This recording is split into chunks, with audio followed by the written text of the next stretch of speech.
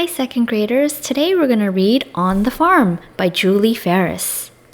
We're going to read about farmers at work, sheep shearing, milking the cows, planting and harvesting, farms around the world, and there's a glossary and index as well. Farmers at work. All over the world, farmers are hard at work. Some farmers grow and harvest grain, vegetables, fruit, and flower crops. Other farmers raise animals such as sheep, goats, and cows for wool, meat, and milk. Farmers in different regions of the world often produce different things. Meet 3 farmers with very different farms. Don Jose raises sheep. Mary runs a dairy farm, and Ben grows vegetables. Find out what happens on a busy day on their farms.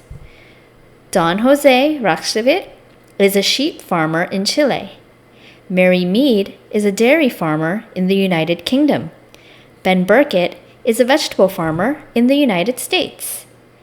Sheep shearing. Sheep farmer Don Jose Raxevic's estancia or ranch is in southern Chile. It is in a rugged region that has a cold climate. The estancia is very large. It covers 27 square miles and has both mountains and flat grassy areas. Don Jose raises 3,600 sheep. The sheep grow a woolly fleece that keeps them warm. Don Jose sells the woolly fleece. Wool is an important product for the ranch. So here is South America, and this is Chile, and here is his ranch or estancia. Don Jose raises thousands of sheep. Every day, Don Jose and his farm workers ride around the estancia on horseback to check on the sheep. The sheep graze on grassland. Sometimes wild animals called pumas come down from the mountains and attack the sheep. The workers take dogs with them to scare the pumas away. So here is a building on Don Jose's ranch or estancia, and Don Jose and his workers ride horses around the estancia. January 2003. One day in January, the weather was warm and it was time to shear the sheep. The farm workers used dogs to help them herd the sheep. The sheep were rounded up into the galpon or shearing shed. Inside the galpon, the sheep were split up into groups. Each group waited in a separate shearing stall. The sheep were sheared inside the stalls. The shearers held the sheep in place with their feet. Then the shearers leaned over the sheep to clip the wool.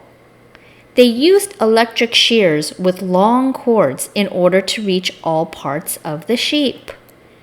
It takes just 1 minute to shear one sheep and 6 days to shear all the sheep on the estancia, explained Don Jose. The shearers are very skilled and are careful not to hurt the sheep. They shear with long, smooth strokes. This way, the fleece rolls off in one piece. And over here, the sheep are herded into the shearing shed. After shearing, the sheep were herded back to the grassland. The wool was collected from the floor and taken to the selecting tables. The best wool was sorted and taken away to be packed. So here the sheep are held in their stall until the whole group has been sheared. And at the selecting table, wool sorters check each fleece for the length and the quality. The wool from Don Jose's estancia is shipped to the United Kingdom, where it is used to make clothes. Because January is one of the warmest months of the year in Chile, the sheep don't miss their woolly coats. Each year, they grow a new fleece in time for the winter. The best wool is packed up in wool bales and is ready to be shipped. So here are the wool bales. Here are some wool products. Products are spun yarn, a knitted sweater, woolly hat, and blankets. When the wool arrives in the United Kingdom, it is washed, dried, and dye different colors. People can make fabric and clothes from the wool. Milking the cows. Mary Mead is a dairy farmer. She owns a farm in Somerset, England, in the United Kingdom. Every day Mary feeds her cows wheat and grass, and every day they give milk in return. Here's a picture of Mary raising her Frisian cows on the farm. And here is a map of England where Mary's farm is located. England has a mild climate with plenty of rain. It is ideal for growing food for the cows. The grass grows well during the spring, summer, and fall months. During these months, Mary's cows go out to the fields to graze. In the winter, the cows eat hay and grain that has been stored for the cooler months. And here's a picture. The caption, "In the winter, the cows stay in a warm barn. They eat food that has been stored." The cows eat grass in the fields during most of the year. September 2002. Mary's 400 cows are milked twice a day. One day in September, the first milking began at 5 o'clock in the morning. Workers took the cows to the milking barn. The barn has a place for every cow to stand during the milking. And here's a picture with the caption, "In the milking barn, the cows are connected to milking machines." Next to each place is a long hose with small cups. First, a farmhand cleaned the cow's udders. Udders are the sacs on a cow's underside that store milk. Then the farm worker put a cup on each teat, the place where the milk comes out of a cow.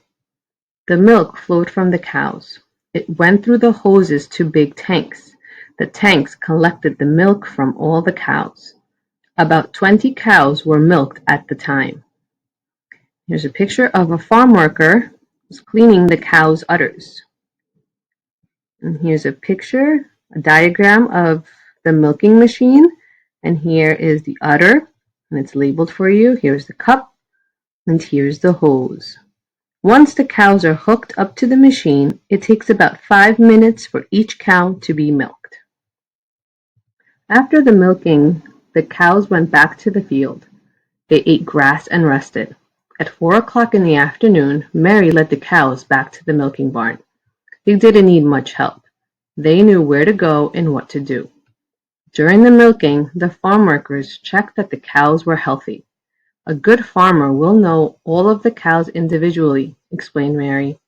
"She can say hello to the cows and establish a relationship with them." After the second milking, the cows went back to the field for the night. A truck picked up the milk and delivered it to the dairy. Mary headed to her office to do some other work. Mary and her cows had finished the milking for the one day. Here's a picture of Mary and her farm manager checking the computer.